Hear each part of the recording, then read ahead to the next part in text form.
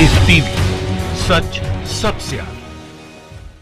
दोस्तों, मैं अब्बास हफीज हूं। भारत चीन सीमा विवाद को लेकर हर रोज मोदी सरकार और गोदी मीडिया के झूठ बेनकाब होते जा रहे हैं, लेकिन फिर भी अनभक्त इनसे सवाल करना शुरू नहीं करेंगे, क्योंकि मोदी सरकार से सवाल पूछना पाप है। दोस्तों, मामला अब सिर्फ गलवान घाटी तक नहीं बचा रहा है सीमित, बल्कि इसके और आगे जा चुका है। पर गोदी मीडिया खबरों को सीधे सीधे ऐसा लगता है ब्लैकआउट कर रहा है, ताकि मोदी सरकार की जो इमेज है वो बची रहे, मोदी सरकार से कोई सवाल नहीं पूछे। देश के जाने माने पत्रकार विनोद कापड़ी ने आज जिस खबर को ट्विटर पे साझा किया है, उस खबर को पढ़कर आपके होश उड़ जाएंगे कि कैसे स्थिति खराब से खराब होती जा रही है सीमा पर। लेकिन गोदी मीडिया किसी भी ऐसी चीज को, ऐसी खबर को हम तक नहीं पहुंचा रहा है जिससे कि मोदी सरकार पे सवाल खड़े हों। जो विनोद कापड़ी ने जिस खबर को ट्वीट किया है, मैं उस खबर को, अखबार की जो कटिंग है उसको आपको दिखाना चाहता हूं। उसको पढ़कर आप भी यकीन आपको आ जाएगा कि सब कुछ सही नहीं है। पूर्वी लद्दाख के देपसांग में भी घुसी चीन की सेना। दोस्तों, ये अखबार की खबर है, सुन लीजिए फिर से। पूर्वी लद्दाख के देपसांग में भी घुसी चीन की सेना। मतलब साफ है कि अब मामला गलवान घाटी तक नहीं रहा, बल्कि गलवान घाटी से आगे जाकर पूर्वी लद्दाख के क्षेत्रों में भी चीनी सेना ने घुसपैठ करना शुरू कर दिया है। पर अब भी मोदी सरकार की विदेश नीति पर गोदी मीडिया सवाल नहीं करेगा। इसीलिए विनोद कापड़ी ने जो ट्वीट किया है, उसमें जो लिखा है वो सुनना, पढ़ना, देखना बेहद ज़रूरी है। वो गोदी मीडिया के सामने, गोदी मीडिया को एक्सपोज कर देगा आपके सामने। विनोद कापड़ी लिखते हैं, मोदी को बाद में बचा लेना दोस्तों, भगवान के लिए पहले देश बचा लो। सच बोलो, सच लिखो, सच दिखाओ। आज ये सारे जो चीज़ें हैं ये गोदी मीडिया पर है। साफ है, हम भी सहमत हैं कि सिर्फ गोदी मीडिया मोदी सरकार को बचाने में लगी हुई है। गोदी मीडिया को देश की चिंता नहीं है। आज समय है देश को बचाने का, ना कि मोदी सरकार को बचाने का। सच दिखा नहीं रहे, सच लिख नहीं रहे, सच बता नहीं रहे। और इसी बात को दर्शाता है विनोद कापड़ी का ट्वीट, जो बहुत सौ की आंखें खोल देगा। दोस्तों, आपको इस खबर में समझ में आता होगा कि मामला कितना गंभीर हो गया है कि चीनी सेनाएं अब पूर्वी लद्दाख के क्षेत्रों में भी घुसपैठ कर रही हैं। मोदी सरकार की विदेश नीति जो पे सवाल उठने चाहिए थे वो नहीं उठ रहे हैं। दोस्तों, आज जेपी नड्डा जी की प्रेस वार्ता थी। लोगों को लगता था कि चीन भारत सीमा विवाद के ऊपर बात करेंगे, उनकी सरकार की जिस तरह की कामयाबी हुई है या जो कदम उठाए हैं उस पर बात करेंगे, क्योंकि सत्ताधारी दल के राष्ट्रीय अध्यक्ष हैं। पर जेपी नड्डा जी तो अपनी राजनीति को चमकाने में लगे हैं। अमित शाह जी मोदी सरकार, मोदी जी के सामने अपना चेहरा चमकाने में लगे हैं, इसीलिए वो ऊल जलूल बयान भी देते आ रहे हैं। पिछले ही दिन आपने सुना था, कुछ दिन पहले, कि उन्होंने एक आरोप लगा दिया था मनमोहन सिंह जी के ऊपर कि अपनी सरकार में जिस पार्टी के वो मंत्री थे, उस पार्टी के राज में 43,000 किलोमीटर भारतीय ज़मीन चाइना को दे दी गई। इसके ऊपर जवाब दें, जबकि बाद में बहुत सारे शायद भूगोल के जो महारथी होंगे, ज्योग्राफी के स्पेशलिस्ट होंगे, उन्होंने तो अपनी पूरी रिसर्च को छोड़ दिया होगा कि ऐसे बड़े जेपी नड्डा जी कि ये कह रहे हैं 43,000 किलोमीटर ज़मीन भारत की चीन को दे दी, जबकि भारत का जो भारत छोड़िए, दुनिया का जो सरकमफ्रेंस है वो 40,075 किलोमीटर है। मतलब दुनिया से बड़ी ज़मीन जेपी नड्डा जी के हिसाब से पिछले सरकारें कांग्रेस की चाइना को दे चुकी। ये तभी होता है जब खूब झूठ बोला जाता है अपने डिफेंस में बिना रिसर्च के, तब ऐसे ही बेनकाब होते हैं, ऐसे ही फंसते हैं। दोस्तों, खैर आते हैं जेपी नड्डा जी की आज की प्रेस वार्ता पे। जेपी नड्डा जी की जो प्रेस वार्ता थी वो चौंका देने वाली निकली। वो चौंका देने वाली इसलिए निकली कि लोगों को उम्मीदें थीं कि मोदी सरकार के बारे में बताइए कि वो क्या कर रहे हैं। पत्रकार कलम, कागज़, कैमरा, डायरी सब लेके बैठे हुए थे। पर ये बताते हैं आके कि मैं इसलिए आया हूँ कि राजीव गांधी फाउंडेशन पे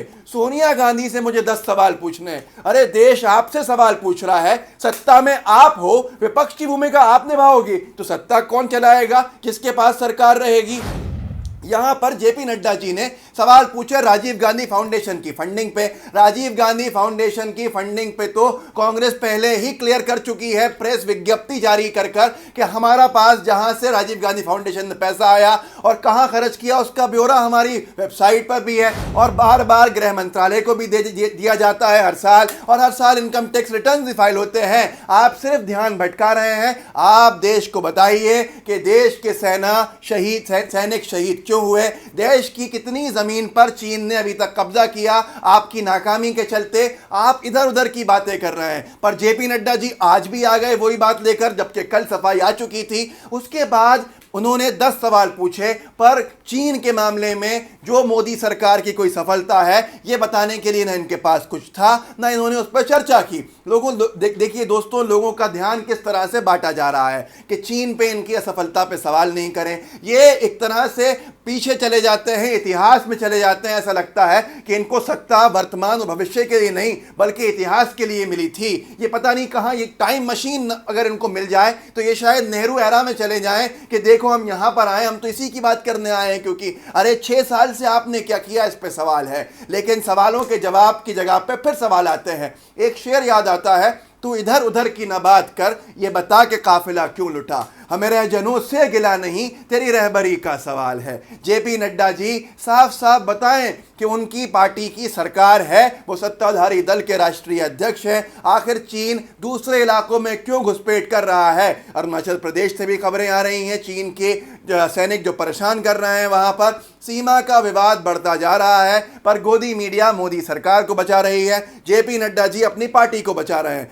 दोस्तों सबसे बड़ी बात यह है कि आज सच कौन दिखाएगा, सच कौन बताएगा। सोचिए कितनी बड़ी खबर आपसे दूर थी कि चीन ने अब पूर्वी लद्दाख के गांव में भी घुसपैठ कर दी। मामला अब गलवान घाटी तक नहीं रहा, लेकिन उस पर राजीव गांधी फाउंडेशन को लाया जा रहा है ताकि लोगों का ध्यान हट सके। आज चीन सबसे बड़ा मसला है, हमारे जवानों की शहादत सबसे बड़ा मसला है, पर सवाल होगा राजीव गांधी फाउंडेशन पे, जिसका पूरा का पूरा मामला क्रिस्टल क्लियर देश के सामने वो दे चुके हैं। गृह मंत्रालय भारत सरकार के पास है। लोग ये भी कह रहे हैं कि अगर कुछ गलती हुई होती तो 6 साल से मोदी सरकार सो नहीं रही होती, पूरी कांग्रेस को बंद कर चुके होते। अब यहां पर एक और सवाल उठ गया। इन्होंने, जेपी नड्डा जी ने अपने आप को चमकाने के चक्कर में राम माधव जी की शायद मुश्किलें बढ़ा दी हैं। राम माधव राष्ट्रीय महासचिव हैं भारतीय जनता पार्टी के। अब एक संस्था है India foundation, Rajiv Gandhi foundation की तरह इंडिया फाउंडेशन पे सवाल खड़े हो रहे हैं। सवाल क्या खड़े हो रहे हैं? सवाल ये खड़े हो रहे हैं कि इसकी फंडिंग चाइना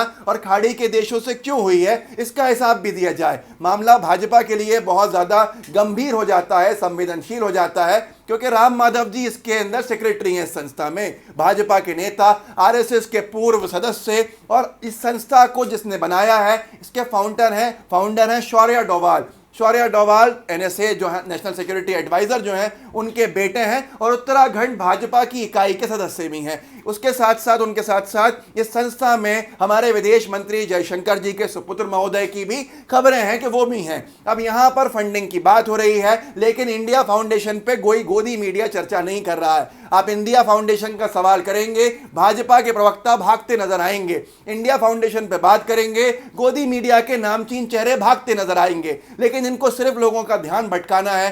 दोस्तों हमारे सैनिक परेशान हैं, हमारे सैनिक सीमा पे खतरे से खेल रहे हैं, पर यहां पर गोदी मीडिया को सैनिकों की जान से ज्यादा, भारत माता की जमीन से ज्यादा चिंता है मोदी सरकार की, और ये लगे हैं मोदी सरकार के बचाव में। आप सबके सामने है मामला कि अब मामला गलवान घाटी तक नहीं रहा है, बल्कि और दूसरे इलाकों में आ गया है। चीन भारत सीमा विवाद को लेकर मोदी सरकार की नाकामी देश के सामने रोज आती है और गोदी मीडिया उसको रोज छुपाती है। ये वीडियो सही लगे तो आगे शेयर कीजिए, लाइव टीवी को सब्सक्राइब कीजिए, बेल आइकन जरूर दबाइए। जय हिंद, जय भारत।